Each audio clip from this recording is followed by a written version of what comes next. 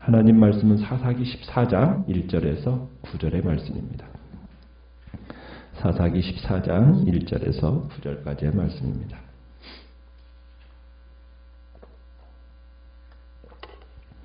사사기 14장 1절입니다. 삼손이 딥나에 내려가서 거기서 블레셋 사람의 딸들 중에서 한 여자를 보고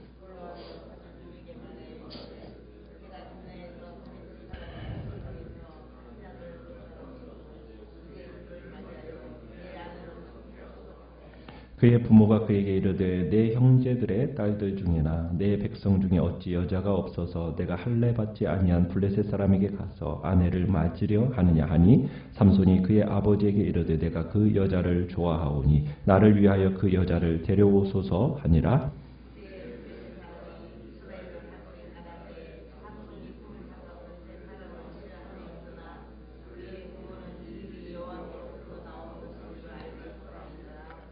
삼손이 그의 부모와 함께 딥나에 내려가 딥나의 포도원에 이른즉 젊은 사자가 그를 보고 소리 지르는지라.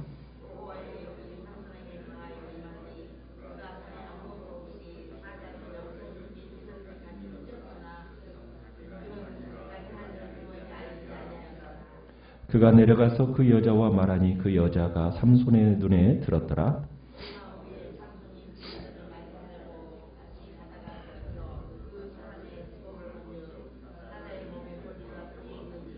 같이 읽습니다. 손으로 그 꿀을 떠서 걸어가며 먹고 그의 부모에게 이르러 그들에게 그것을 들여서 먹게 하였으나 그 꿀을 사자의 몸에서 떠왔다고는 알리지 아니하였더라. 아멘.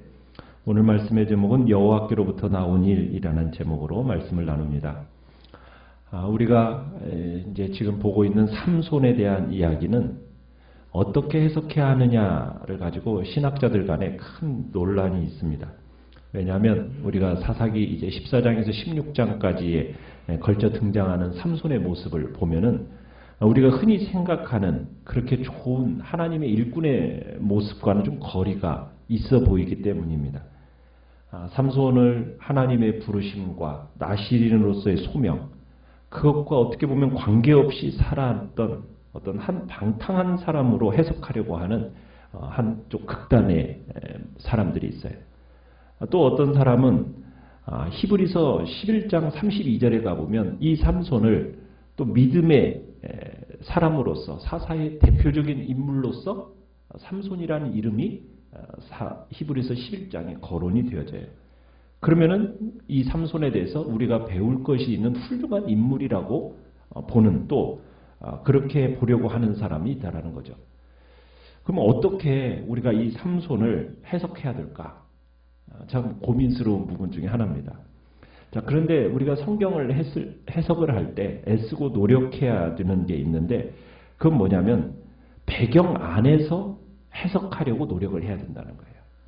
그러니까 삼손을 그저 우리의 시대적 관점 속에서 해석하려고 해서는 안 되고 삼손이 살았던 그 시대의 배경, 그 시대의 배경 안에서 삼손을 해석하려고 하는 거, 이해하려고 하는 그런 필요성이 있다라는 겁니다. 그렇게 먼저 배경 안에서, 그 시대적 배경 안에서 해석하고 난 다음에 적용을 해야 바른 교훈을 우리가 얻게 되기 때문입니다. 우리가 삼손이 살았던 이 시대, 우리에게 참 어려움을 주는 게 뭐냐면 삼손이 살았던 이 시대가 아주 특수하다라는 겁니다. 사사시대 전체가 좀 특수하긴 하죠. 특별한 시대이긴 한데 특별히 이 삼손 시대는 또 사사기 중에서도 또 다른 면에 있어서 두드러진 면이 있어요. 그건 뭐냐면 삼손 앞에 나오는 모든 사사들은 사사가 일어나면 이방 나라들과 싸우기 위해서 누가 함께 일어났습니까? 이스라엘 백성들이 함께 싸웠어요. 그래서 이방 사람들을 무찔렀습니다. 그런데 이 삼손 시대에 사사로서 하나님께 부름받은 이 삼손이 일어나지만 누구 하나 삼손을 도와주려고 하는 사람이 없어요. 아무도 삼손 도와주지 않고 홀로 싸워야 됐던 사사라는 사실입니다. 그래서 그런 면에서 삼손이 섬겼던 그 시대적인 특수성을 우리가 좀 눈여겨보면서 이 삼손의 이야기를 볼 필요가 있다는 겁니다. 그래서 삼손 시대의 제일 문제는 뭐냐면 싸우기를 멈췄다. 이게 가장 큰 문제입니다. 언약 백성, 하나님의 부름받은 택한 백성들인 이스라엘이 블레셋의 지배 아래 있으면서 어찌하든 블레셋 사람들과 싸우려고 해야 되는데, 거기서 벗어나려고 해야 되는데 이 블레셋 사람과 싸우려고 하질 않습니다. 하나님께 부르짖지도 않아요. 그냥 그 속에서 블레셋 사람들과 짝하면서 적응하며 살아가는 거예요. 블레셋 사람들하고 너무 잘 지내고 있는 거예요. 기드온 시대는 기드온이 딱 사사로서 일어날 때 32,000명이라는 사람들도 일어났었고 마침내 그래도 300명이라는 숫자와 함께 그래도 싸웠었잖아요. 그런데 삼손은 처음부터 끝까지 홀로 고독하게 싸워야 돼요. 끝까지 혼자입니다. 그러니까 이 시대적인 배경이 뭐냐면 싸우기를 멈춘 세대라는 거예요. 그래서 삼손은 홀로 지금 블레셋과 싸우는 고독하고 외로운 사사라는 것을 우리가 염두에 두고 지금 이 삼손의 이야기를 해석해 나가야 된다는 거죠. 그런 관점에서 우리가 삼손의 삶을 봐야 됩니다. 그렇지 않으면 너무 이제 윤리적인 관점으로 삼손을 자꾸 해석하려면 너무 지나치게 삼손을 옹호하려다가 이상한 쪽으로 빠지든가 아니면은 윤리적으로 좀 이상하니까는 그 사람에 대해서 너무 비판적으로 얘기하면은 삼손에 대한 정확한 모습을 우리가 성경에서 제대로 해석할 수 없게 되어야 되는 거예요. 그래서 이 시대적인 관점이 어떤 시대다? 싸워야 하는 싸움을 싸우지 않는 세대. 그 세대 속에서 홀로 싸우는 사사, 삼손의 생애다라는 것을 우리가 염두에 두고 우리가 본문을 해석해야 우리가 이 본문 속에서 제대로 된 해석과 함께 우리가 교훈받게 되는 부분도 얻게 되는 겁니다.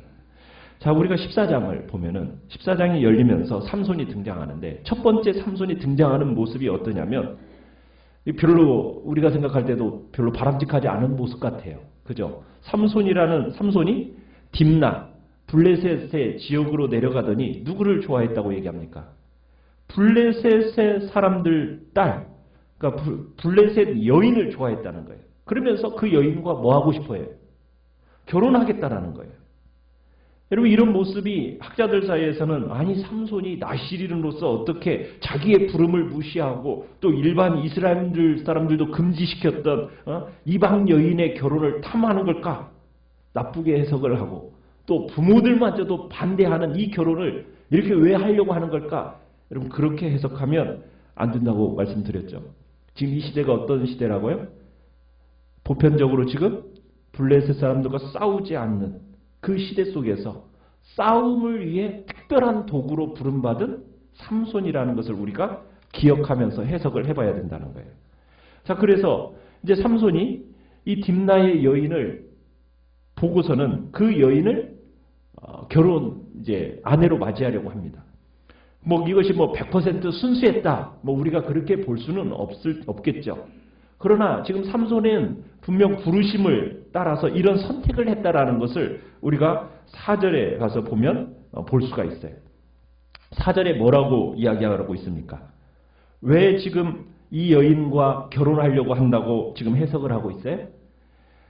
삼손이 틈을 타서 블레셋 사람을 치려함이라.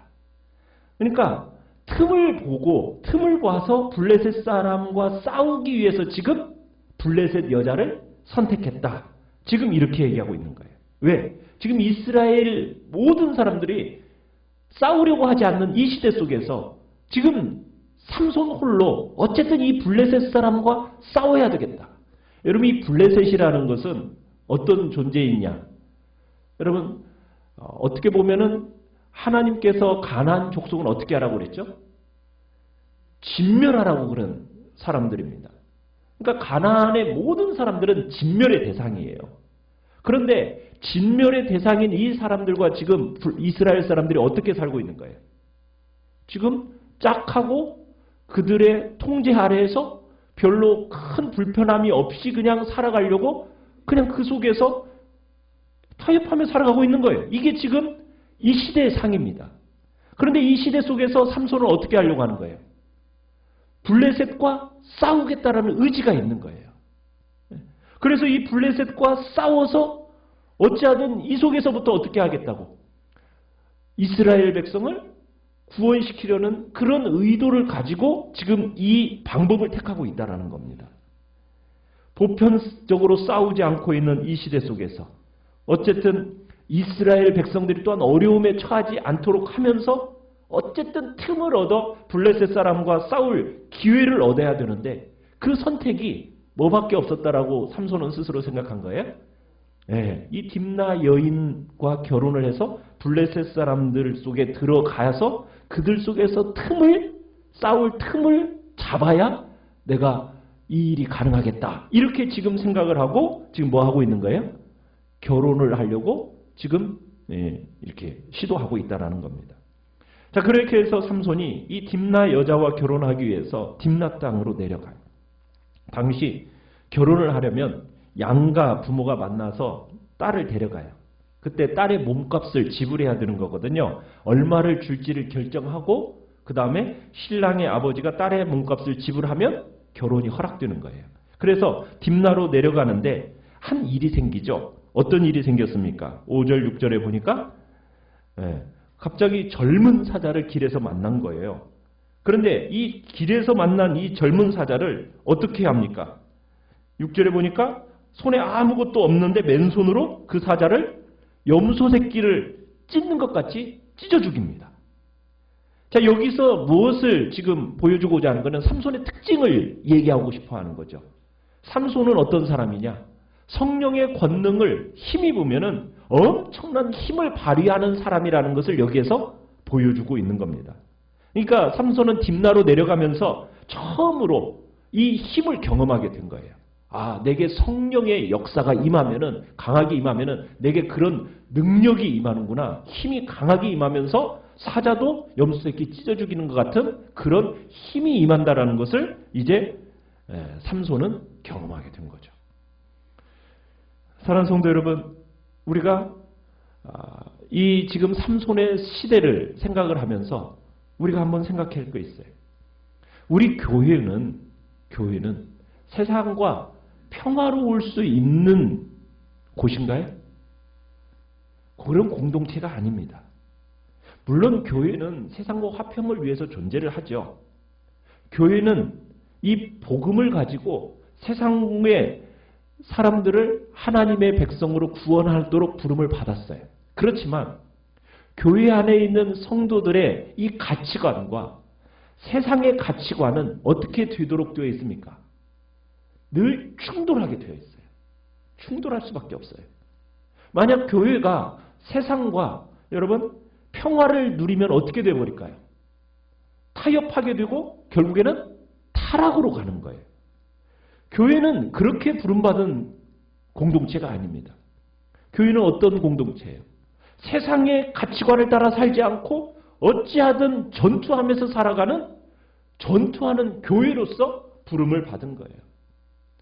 물론 하나님과의 화평을 또 사람들과의 화평을 물론 그것을 이루어가면서 살아가는 존재이지만 우리 교회는 믿음의 선한 싸움을 싸우도록 남아있는 존재라는 것을 기억하셔야 돼요. 그래서 우리 성도들은 이 땅을 살아가면서 끊임없이 믿음을 위한 선하고 바른 싸움을 싸우면서 살아가야 되는 겁니다.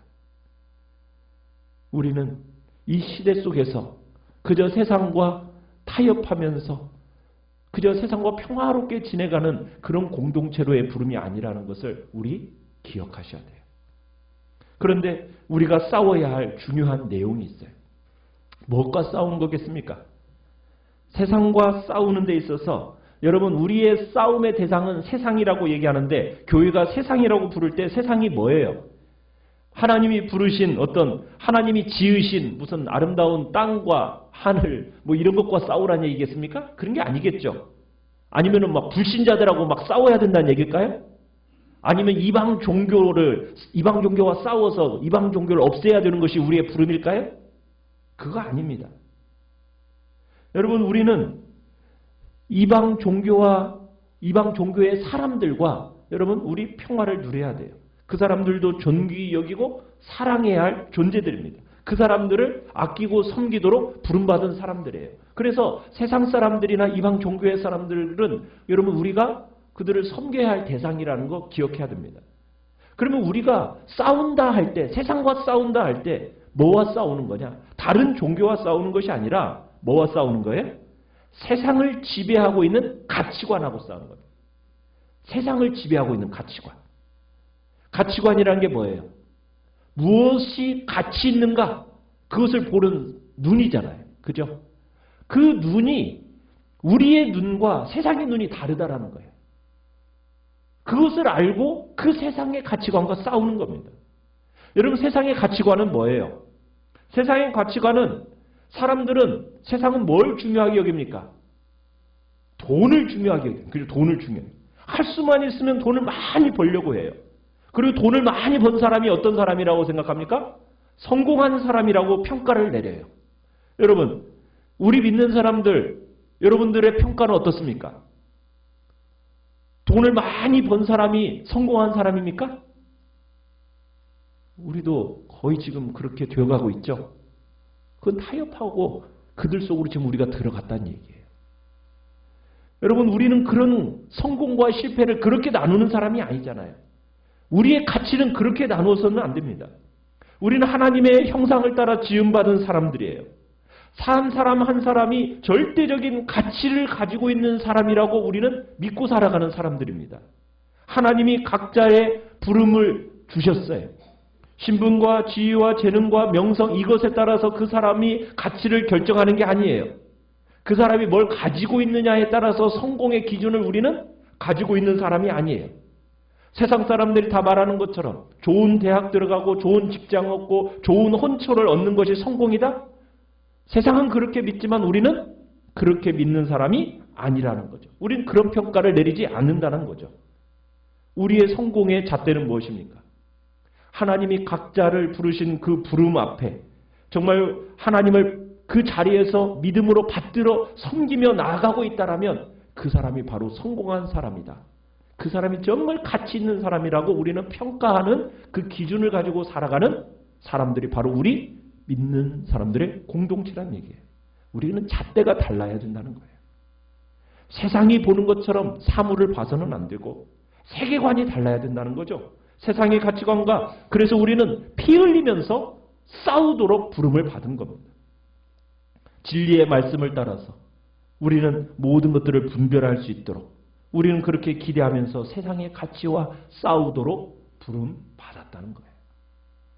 여러분 이게 우리가 이 시대 속에서 싸워야 될 부름입니다. 그런데 우리가 세상의 가치관에 어떻게 보면은 같이 젖어들면서 세상 속으로 우리도 함께 타협하며 들어가는 타락의 지금 길에 우리 교회가 있다는 것이 지금 이 시대가 삼손의 시대와 그렇게 큰 다를 바가 없다는 거예요. 그 시대 속에서 하나님은 부르시는 거예요. 어떤 사람을요? 이 세상과 싸울 하나님의 백성들을 지금 부르고 계시는 겁니다. 우리는 그런 하나님의 백성들이 돼야 돼요. 여러분 그 세상의 가치관을 지배하는 세력이 있죠. 누가 그 세상의 가치를 뒤에서 움직이고 조장하고 있습니까? 마귀예요. 사탄이에요. 공중권세 잡은 자, 그 마귀. 우리는 그 마귀와 대적하고 싸우는 거예요. 여러분 마귀는 그냥 허상이 아닙니다. 영적 실존입니다. 진짜 존재하는 거예요. 세상의 정신, 그것을 정말 지배하면서 세상을 끌어가고 결국 하나님의 백성들도 그 세상의 가치관에 물들어가도록 이 세상을 지배하는 영적 실존의 존재가 있다는 거 우리는 기억하면서 이 하나님을 대적하는 마귀와 우리는 싸우도록 부름을 받은 겁니다.